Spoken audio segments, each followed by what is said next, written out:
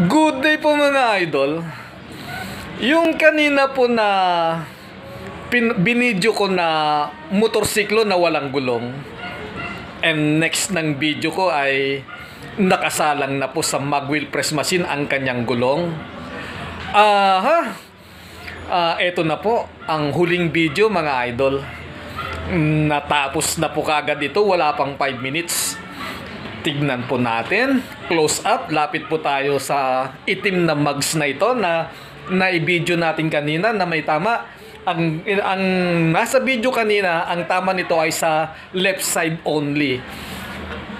Basihan natin yung stainless na pointer. Ayan po ang gilid ng mugs ngayon. Steady na po siya. Steady na po ang distance ng side ng mugs sa pointer, hindi na po nagbabago. Ibig sabihin po, align na po ang kabuuan ng mugs na yan. Matutuwa na po si customer niyan.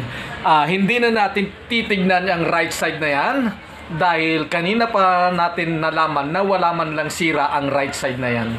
Ayan po, matutuwa na po si customer nito dahil wala pang 5 minutes ay natapos na po ang problema niya. Yun lang po. Salamat. Bye-bye.